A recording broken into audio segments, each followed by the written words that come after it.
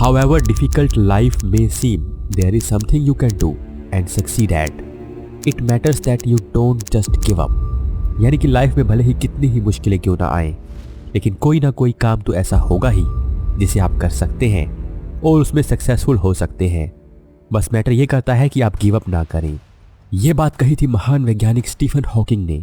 हालांकि उन्होंने ना सिर्फ ये कथन कहा बल्कि असल जीवन में भी इस बात को सिद्ध करके दिखाया। हॉकिंग का जीवन बचपन से ही कठिनाइयों से भरा हुआ था। इसके बावजूद उन्होंने ना सिर्फ अपने वैज्ञानिक बनने के सपने को पूरा किया बल्कि विज्ञान के क्षेत्र में भी कई ऐसी खोजें की जिनकी पहले से किसी ने कल्पना भी नहीं की थी।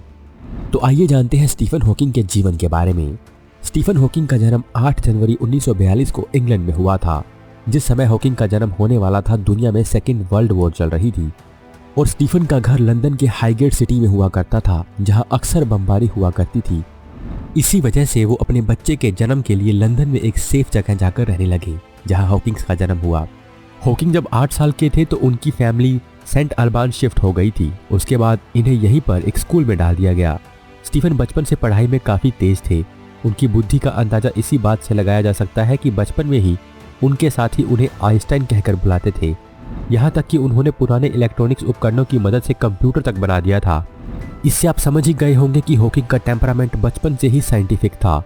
17 साल की उम्र में हॉकिंग ने ऑक्सफोर्ड यूनिवर्सिटी में एडमिशन ले लिया था, जहां हॉकिंग ने फिजिक्स सब्जेक्ट चूज किया था। हालांकि हॉकिंग को मैथ्स में भी काफ़ी रुचि थी, लेकिन उस समय ऑक्सफोर्ड में मैथ सब्जेक्ट होता ही नहीं था, इसीलिए उन्हें फिजिक्स को ही चूज करना पड़ा। लेकिन फिजिक्स में भी हॉकिंग ने जबरदस्त परफॉर्म किया था। ऑक्सफोर्ड यूनिवर्सिटी में पढ़ाई के दौरान ही हॉकिंग को अपने दैनिक कार्यों में थोड़ी बहुत दिक्कत आने लगी थी। एक बार तो जब हॉकिंग छुट्टियां मनाने अपने घर आए तो अचानक सीढ़ियों से उतरते समय वे गिरकर बेहोश हो गए।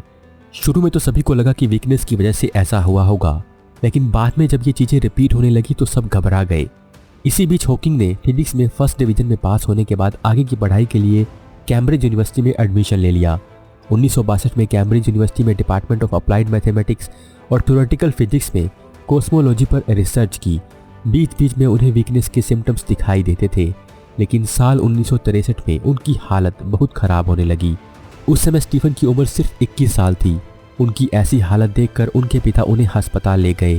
टेस्ट करवाने के बाद पता चला कि हॉकिंग को मोटर न्यूरॉन डिसीज नाम की बीमारी है, जिसे साइंटिफिक भाषा में अमेट्रोपिक लेटरल स्क्लेरोसिस यानी ALS भी कहा जाता है। ये एक लाइलाज बीमारी है। इस बीमारी में शरीर के मसल्स को कंट्रोल करने वाली सारी नसें धीरे धीरे काम करना बंद कर देती है और एक स्टेज पर इंसान की पूरी बॉडी ही काम करना बंद कर देती है। यहाँ तक कि इंसान के लिए अपने बॉडी पार्ट्स को मूव करना भी पॉसिबल नहीं होता। ALS को आप किसी पैरालिसिस अटैक की तरह से समझ सकते हैं। बस फर्क सिर्फ इतना है कि पैरालिसिस अटैक में पेशेंट की बॉडी का एक हिस्सा अचानक काम करना बंद कर देता है, लेकिन ALS में पेशेंट की बॉडी का एक एक पार्ट धीरे धीरे काम करना बंद कर देते हैं। डॉक्टर्स ने भी कह दिया था कि हॉकिंग अब 2 साल से ज़्यादा नहीं जी पाएंगे, क्योंकि अगले 2 सालों में उनका पूरा शरीर ही काम करना बंद कर देगा। स्टीफन को भी इस बात से बड़ा सदमा लगा था, लेकिन उन्होंने हिम्मत नहीं हारी। उन्होंने कहा कि मैं ऐसे नहीं मर सकता, मुझे जीवन में बहुत कुछ करना है। स्टीफन का जोश और जज्बा इतना ज़्यादा था कि उन्होंने अपनी इस बीमारी को अपने सपनों के बीच आने की इजाज़त कभी नहीं दी। बीमार होने के बावजूद भी स्टीफन ने अपनी पढ़ाई जारी रखी और अपनी बीमारी को दरकिनार कर अपने वैज्ञानिक जीवन का सफ़र शुरू किया। इसके बाद 1965 में उन्होंने PhD की डिग्री हासिल की। PhD में उनकी थीसिस का title properties of expanding universe था। स्टीफन अपनी बीमारी को अपने सपनों के आड़े नहीं आने दे रहे थे और हर कदम अपनी बीमारी से लड़ रहे थे।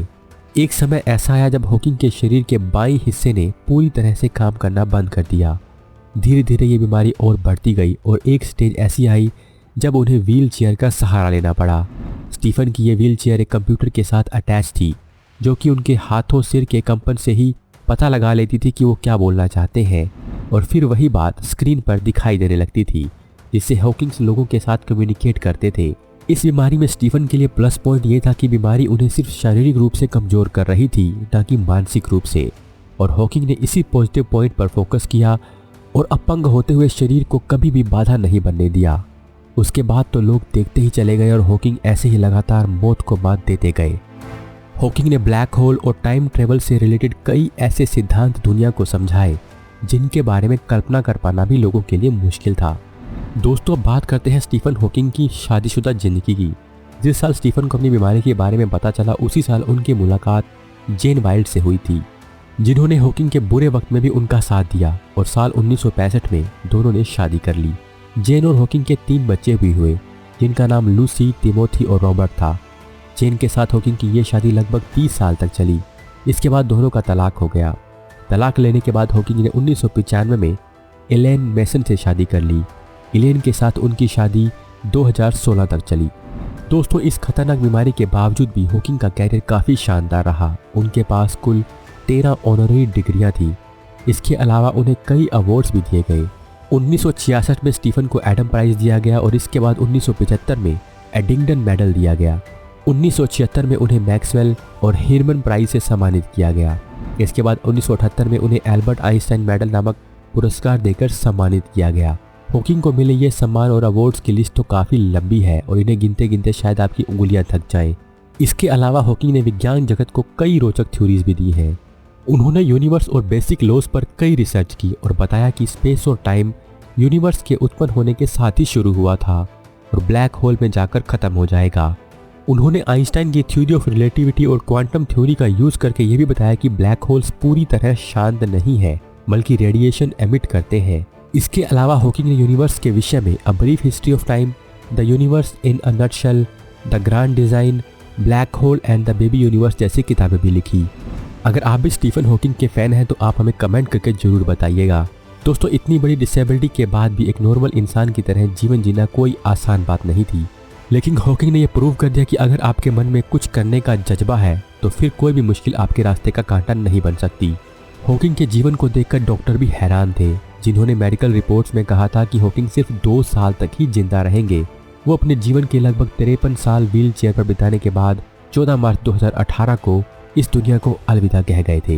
मृत्यु के समय उनकी उम्र 76 साल थी। हॉकिंग ने भले ही दुनिया को अलविदा कहा हो, लेकिन विज्ञान जगत उनके योगदानों को कभी भुला नहीं पाएगा।